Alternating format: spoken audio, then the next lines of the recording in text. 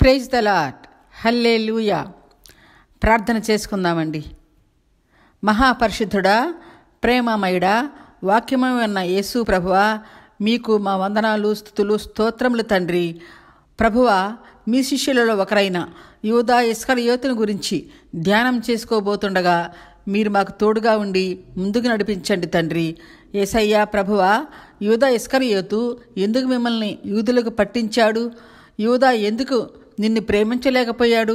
ఎందుకు మిమ్మల్ని నమ్మలేకపోయాడు అనే మాటలను మేము ధ్యానించుకోవాలని ఉండగా, జ్ఞానము గల తండ్రి, మీ జ్ఞానముతో మా హృదయాలు నింపండి దేవా. అర్థం చేసుకునే ఆత్మను మాకు అనుగ్రహించమని సర్వలోకనాథుడు, సర్వశక్తిమంతుడైన యేసయ్య పరిశుద్ధ నామములో అడిగి వేడుకుంటున్నాము మా పరమ తండ్రి. ఆమేన్. వింటున్న వారికి అందరికీ ప్రభు యేసు నామములో నా వందనాలు సమర్పించుకుంటున్నానండి.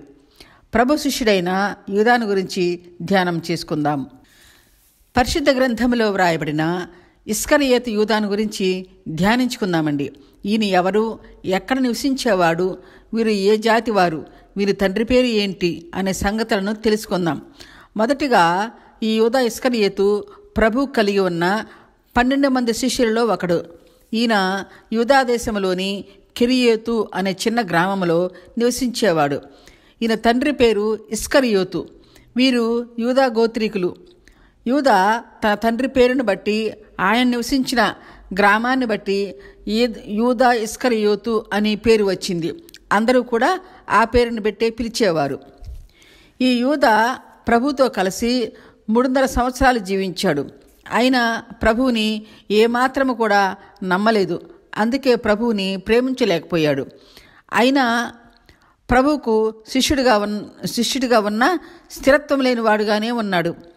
యూదా బాగా చదువుకున్న వ్యక్తి కనుక ప్రభు దగ్గర డబ్బులు లెక్కలు చూసేవాడుగా ఉండేవాడు. అంటే కోశాధికారిగా నియమింపబడ్డాడు. శిష్యులంతా యూదా యందు నమ్మకముతో డబ్బులు సంచి ఆయనకే ఇచ్చేవారు. అయితే యూదా ప్రభు నమ్మకాన్ని వమ్ము చేశాడండి. తన దగ్గర ఉన్న డబ్బు సంచిలో నుండి కొంత డబ్బు దొంగిలిస్తూ ఉండి తప్పుడు లెక్కలు వేసేవాడు. యూదా ధనాపేక్ష కలవాడు కనుక ఆ విధంగా దొంగతనం చేసేవాడు. ధనాపేక్ష సమస్త కీడులకు మూలము అన్న విధంగా యూదా ప్రభుతో ఉంటూ, ఆయన బోధనలు వింటూ, ఆయన చేసిన అద్భుతాలు చూస్తూ కూడా ధనాపేక్షలో పడిపోయి ధనం అనే పాపం మూటగట్టుకున్నాడు.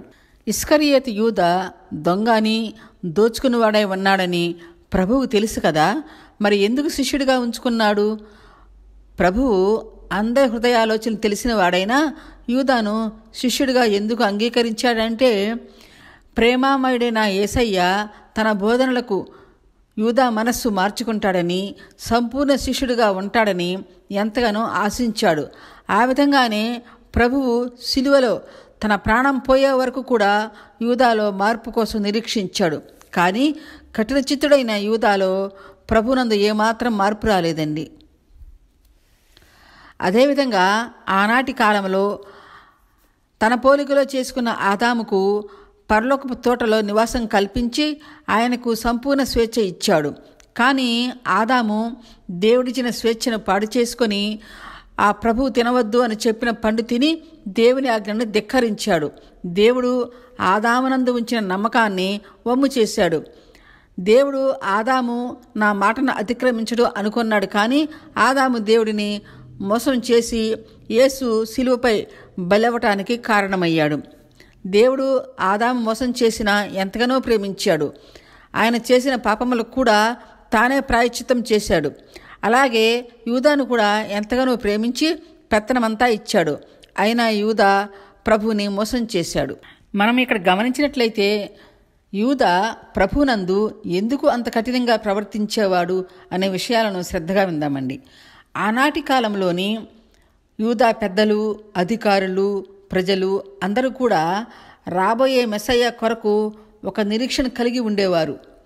మెస్సయ్య మా కోసం వస్తాడు, మాకు రాజుగా ఉంటాడు, అన్ని రాజుల పరిపాలన బానిసత్వము నుండి మాకు విముక్తి కలిగించి సమస్త ఆధిపత్యమును మాకు కలుగచేస్తాడు అనే నమ్మకం కలిగి మెస్సయ్య కొరకు ఎదురు చూస్తుండేవాళ్ళు.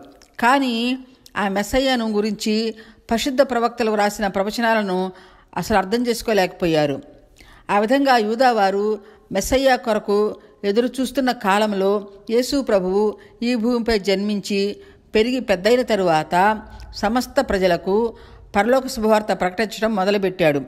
ఆనాటి యూదులు వెలివేసిన వారిని అందరినీ దరికి చేర్చుకుని వారితో ప్రేమగా మాట్లాడుతూ వారికి రక్షణ మార్గం బోధించాడు. అప్పటి కాలపు యూదావారు ఒక గర్వంతో ఉండేవారండి.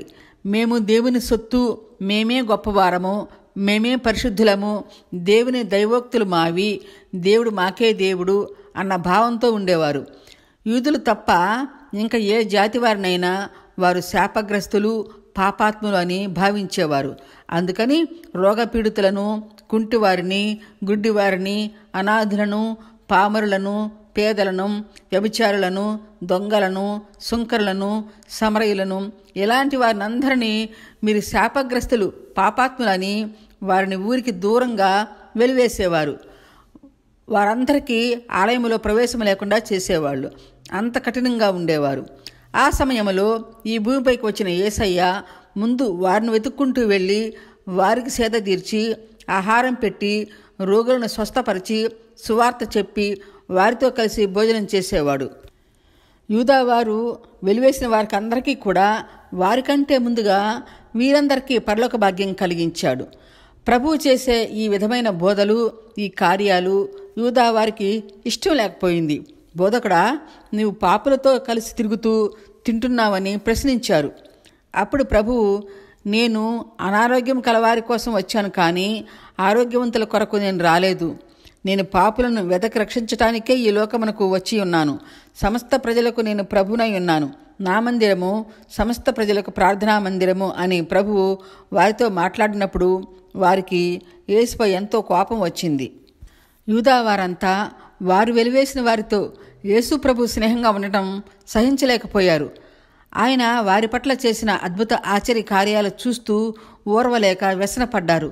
ప్రజలందరూ ప్రభును వెంబడిస్తున్నారని అసూయపడ్డారు. క్రీస్తు వెలివేయబడిన వారితో స్నేహంగా ఉంటున్నాడని యూదులంతా ఏకమై యేసు ప్రభువుని చంపివేయాలని ఆలోచన చేశారు. ఆనాటి నుండి యూదా మత పెద్దలందరూ కలిసి ప్రభువును పట్టుకోవటానికి సమయం కొరకు కాచుకుని ఉన్నారు. పట్టించిన వారికి ధనమిస్తామని ప్రకటించారు. యూదుడైన ఇస్కరియోతు యూదా కూడా అలాంటి భావాలతో నిండి ఉన్నాడు కనుక యూదా ప్రభువుతో కలిసి ఉంటున్నా, ఆయన బోధనలు వింటున్నా, ప్రభువు చేసిన అద్భుత ఆశ్చర్యకార్యాలు చూస్తున్నా ప్రభువుని ప్రేమించలేదు, నమ్మలేదు, అసలు ఆయన్ని విశ్వసించలేదు. ఆనాటి యూదా మత పెద్దలకు ఉన్న అభిప్రాయమే ఈ యూదా కూడా కలిగి ఉన్నాడు. కనుక వెంటనే యూదా మత పెద్దల దగ్గరికి వెళ్ళి మాట్లాడి, నేను బోధకుడిని మీకు పట్టి ఇస్తే నాకేమిస్తారు అని ప్రభువుని బేరం పెట్టిన దుర్మార్గుడు ఈ యూదా ఇస్కరియోతు. వారికుండ భావాలని ఈయన కూడా సంతరించుకున్నాడు కనుక ప్రభువును పట్టేవాళ్ళని ఆలోచన చేశాడు. యూదా అంటే స్తుతి అని అర్థం. అయినా అర్ధహీనుడిగా పరిగణించబడ్డాడు. అసలు ప్రభు అంటేనే గౌరవం లేనివాడుగా ఉన్నాడు. కేవలం డబ్బులు దొంగిలించటానికే ప్రభు దగ్గర ఉన్నాడు, కానీ ఆయన బోధించిన ప్రేమ ప్రబోధనలకు ఏనాడు చెవియగ్గలేదండి. శిష్యులందరూ కూడా ప్రభువుని ఎన్నో మార్లు ప్రభువా అని సంబోధించేవారు. యూదా మాత్రం ఏనాడు కూడా ప్రభువుని ప్రభువా అని సంబోధించలేదు, బోధకుడా అని పిలిచేవాడు. మత్తయి శుభవార్త 26 అధ్యాయం 25లో, 27 అధ్యాయం 49లో చూసినట్లయితే యూదా ప్రభువుని ఎలా పిలిచాడన్నది తెలుసుకుంటాము. యూదా అంతరంగము ఎంత చెడ్డగా ఉన్నా యేసు ప్రభు యూదాని ఎప్పుడూ తేడాగా చూడలేదండి. అందరి శిష్యులను ప్రేమించిన విధంగానే యూదాను కూడా అంతే ప్రేమించాడు. యేసు ప్రభువు మానవులు ఎలాంటి వారైనా వారి యందు అనంతమైన ప్రేమ కలిగి ఉంటాడు. కనుకనే ఆయన ప్రేమామయుడిగా ప్రసిద్ధి చెందాడు. ప్రభు ఒకసారి శిష్యులతో మాట్లాడుతూ, మీలో ఒకరు నన్ను ఈ లోకాధికారులకు పట్టిస్తారు అని చెప్పినప్పుడు శిష్యులందరూ భయపడుతూ నేనా ప్రభువా అని అందరూ అడిగారు. చివరిలో యూదా నేనా బోధకుడా అని అడిగాడు. అప్పుడు ప్రభువు నీవన్నట్లే అని సమాధానమిచ్చాడు. అప్పుడైనా యూదా తన మనసు మార్చుకోలేదు. ఒకరోజు రాత్రి యూదా ప్రభువును అప్పగించబోయే ముందు యూదా అధికారుల దగ్గరకు వెళ్ళి, నేను ఎవరినైతే ముద్దు పెట్టుకుంటానో ఆయనే యేసుక్రీస్తు కనుక అప్పుడు మీరు బంధించండి అని వారిని అందరినీ గురువారం రాత్రి వెంటబెట్టుకుని ప్రభువు ఉన్న ఒలీవల తోటకు వచ్చి, బోధకుడా నీకు శుభము అని పలికి ముద్దు పెట్టుకున్నాడు. అప్పుడు కూడా ప్రభువు యూదాని ద్వేషించలేదు. యూదా ముద్దు పెట్టి నన్ను వారికి అప్పగిస్తున్నావా అని కూడా అనలేదండి. చెలికాడా, నువ్వు చేయవచ్చింది నువ్వు చేయి అన్నాడు. కానీ యూదాని ద్వేషించలేదు, మందలించలేదు. యూదా ప్రభువుని యూదా మత పెద్దలకు అప్పగించిన తరువాత ఆ మరుసటి రోజు వారంతా కలిసి ప్రభువుని బంధించి చంపివేయాలని ఆలోచన చేసి పిలాతు దగ్గరకు తీసుకుని వెళ్ళారు.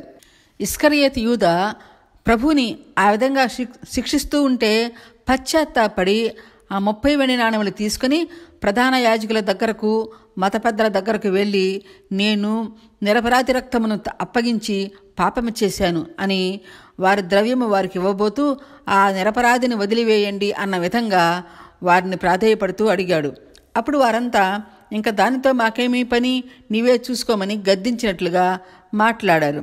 యూదా పెద్దలు ఆ విధంగా మాట్లాడిన తరువాత యూదా ఆ 30 వెండి నాణెములు దేవాలయంలో పారవేసి బయటికి వెళ్ళిపోయి ఉరిపెట్టుకొని మరణించాడు. యూదా మరణము చాలా శాపగ్రస్తంగా జరిగిందండి. ఎలాగంటే యూదా ఊరి బయటకు వెళ్ళి ఒక చెట్టుకు ఉరి పెట్టుకున్నప్పుడు యూదా బరువుకు కొమ్మ విరిగినందున క్రింద పడినప్పుడు నడుమికి బద్దలైపోయి పేగులన్నీ బయటకు వచ్చి ఘోరంగా మరణించాడు అని చరిత్ర చెప్తుంది. పేతురు కూడా అపొస్తలుల గ్రంథం 1వ అధ్యాయం 18లో తెలియపరిచాడు. మత పెద్దలందరూ కలిసి ఆలయంలో పారవేసిన ఆ 30 వెండి నాణెములను కానుక పెట్టెలో వేయకుండా పరదేశులను పాతిపెట్టడానికి ఉపయోగపడే ఒక పొలమును కొన్నారు. దానికి రక్తభూమి అని పేరు పెట్టారు. అది ఈనాటికి ఉంది. యూదా ప్రభువుకు శిష్యుడిగా ఉంటూ ధనాపేక్షతో ప్రభువును అధికారులకు అప్పగిస్తాడని, ప్రభువును యూదావారు సిలువ వేస్తారని ఈ మాటలు అన్నీ కూడా పరిశుద్ధాత్మ కలిగిన ప్రవక్తలు ముందుగానే ప్రవచించిన రీతిగా సమస్తము జరిగింది. ప్రవక్తలు ప్రభువును గురించి వ్రాసిన లేఖనాలను బట్టి ప్రభువు పుట్టుక, సిలువ మరణము, పునరుత్థానము అన్నీ జరిగాయి. అయితే పరిశుద్ధ గ్రంథములో ఎవరి గురించి కూడా దూషణ వాక్యములు వ్రాయబడి ఉండలేదండి. కానీ యూదాను గురించి మాత్రము దూషణ మాటలు వ్రాయబడ్డాయి. దొంగ అని, ద్రోహి అని, పాపాత్ముడని, దోచుకునివాడని, అపరాధి అని, అబద్ధికుడని అనేక రకాల పేర్లు యూదాను గురించి పరిశుద్ధ గ్రంథంలో వ్రాయబడ్డాయి. ఇలాంటి పేర్లు ఒక్క సాతాను గురించి మాత్రమే వ్రాయబడ్డాయి. కానీ ఇంకెవరి గురించి వ్రాయబడి ఉండలేదు. సాతాను లాంటి మనసు కలిగిన వాడు కనుక ఇస్కరియోతు యూదా సాతాను గురించి వ్రాసిన విధంగానే పరిశుద్ధాత్మ యూదా ఇస్కరియోతుని గురించి కూడా పరిశుద్ధ గ్రంథంలో వ్రాయించాడు. అందరికన్నా ముందుగా ఒక సాతాను గురించి ఆ పరిశుద్ధాత్మ దేవుడు పరిశుద్ధ గ్రంథంలో వ్రాయించాడండి. సాతాను గురించి వాడు ద్రోహి అని, దొంగ అని, అబద్ధములకు జనకుడై ఉన్నాడని సాతాను గురించి బైబిల్లో వ్రాయబడింది. సాతాను తర్వాత ఒక యూదాను గురించి ఆ విధంగా వ్రాయబడింది. ఎందుకంటే యూదా ఆలోచనలన్నీ దుష్ట ఆలోచనలే కనుక యూదాకు ప్రభునందు ఉన్న మానసిక స్థితిని బట్టి సాతాను ప్రభువును పట్టించడానికి ప్రేరణ కలిగించాడు. అందుకని పరిశుద్ధాత్మ దేవుడు సాతానును సంబోధించిన విధంగా ఇస్కరియోతును కూడా సంబోధించడం జరిగింది. ఆ విధంగా యూదా సాతాను పేర్లతో పిలిపించుకొని చరిత్రహీనుడిగా పరిగణింపబడ్డాడు. ముఖ్యంగా మనం గమనించాల్సిన విషయం ఏమిటంటే, ప్రభువు ఎంతటి పాపినైనా క్షమించే ప్రేమమయుడు కదా, మరి ఇస్కరియోతుని ఎందుకు క్షమించలేదు అన్న ఆలోచన కలిగితే, ప్రభువు ఎంతటి పాపాత్మునైనా క్షమించగలిగిన ప్రేమమూర్తి. జగతికి పునాది వేయకముందే దేవుడు తన పోలికలో తన స్వరూపంలో నిర్మించుకోబోయే మానవులు పాపములో పడిపోతారని ముందే తెలుసు. అయినా మానవులతో నేను స్నేహంగా ఉండాలని ఆకాంక్షతో మానవులు నిర్మించుకున్నాడు. మానవులు చేసిన తప్పులను క్షమించి నా ప్రాణం పెట్టి వారిని రక్షించుకుని వారితో స్నేహంగా ఉంటాను, నా ప్రేమను వారితో పంచుకుంటాను అని దేవుడు మానవులను నిర్మించుకున్నాడు. అంతటి ప్రేమామయుడు యేసు ప్రభు. ఎంతటి పాపినైనా క్షమించగల సిద్ధ మనస్సు కలవాడు. కానీ ఇస్కరియోతు ప్రభువుని వారికి అప్పగించిన తరువాత ముందుగా అధికారుల దగ్గరకు వెళ్ళి నేను నిరపరాధిని మీకు అప్పగించి పాపం చేశాను అని వారి దగ్గరకు వెళ్ళి ప్రాధేయపడ్డాడు కానీ ప్రభువుకి ప్రార్థించలేదు. దేవా, ప్రభువా, 3.5 సంవత్సరాలు నీతో ఉండి నిన్ను గుర్తించలేని గుడ్డివాడినయ్యానయ్యా. ధన వ్యామోహంతో నిన్ను బందీగా పట్టి ఇచ్చాను. ప్రభువా, నన్ను క్షమించు తండ్రి అని వేడుకోలేదు, ప్రార్థించనూ లేదు. ఎందుకంటే యూదులకు ఉన్న అహంకారము యూదుడైన ఇస్కరియోతు కలిగి ఉన్నాడు కనుక ప్రభువుకు క్షమించమని ప్రార్థించటానికి అసలు ఇష్టపడలేదు. అందుకని ప్రభువుని వెతకలేదు, కనుగొనలేదు. కనుక ప్రభువు ఇస్కరియోతును క్షమించటానికి అవకాశమే లేకపోయింది. ఎంతోమందిని క్షమించిన దేవుడు యూదాను క్షమింపకుండా ఉండేవాడు కాదు. ప్రభు కొరకు ప్రాణమిస్తానన్న పేతురు ప్రభునందు 3 సార్లు అబద్ధం చెప్పాడు. 3వసారి అబద్ధం పలికినప్పుడు ప్రభువు పేతురు వంక చూశాడు. వెంటనే పేతురు చలిమంట దగ్గర నుండి లేచి బయటికి వెళ్ళి తీవ్రంగా దుఃఖిస్తూ ఒంటరిగా పారిపోయి ఎలుగెత్తి ప్రభువుకి క్షమించమని ప్రార్థించాడు. పేతురు ఎంతగానో ప్రార్థించి ప్రభువుని క్షమించమని బ్రతిమలాడి వేడుకున్నాడు. ప్రభువునందు పేతురు పడిన పశ్చాత్తాపమే ఆయనకు ప్రాయశ్చిత్తం కలిగించింది. పేతురు చేసిన పశ్చాత్తాప ప్రార్థన విని యేసు ప్రభువు పేతురుని క్షమించి తన శిష్యుడిగా స్వీకరించాడు. పేతురు ద్వారా సమస్త ప్రజలకు దేవుని వాక్యములు అనే పునాదిరాళ్ళు వేయించి ఆరాళ్లపై మానవుల ఆత్మల రక్షణ కొరకు ప్రభువు సంఘాలను కట్టించాడు. గల్లియ సముద్రములో చేపలు పట్టుకుని బ్రతికే పేతురును కలిసి నిన్ను మనుషులను పట్టు జాలరిగా చేస్తానని పిలుసుకొని మనుషులను పట్టే జాలరిగా చేశాడు. పేతురు ప్రభునందు అబద్ధమాడి పాపం చేసిన ప్రార్థించి ప్రాయశ్చిత్తం పొందుకున్నాడు. కానీ ఇస్కరియోతు యూదా అసలు ప్రభువుని ప్రార్థించడానికే మనసు రాలేదు కనుక ప్రభువు నుండి పాపక్షమాపణ పొందుకోలేకపోయాడు.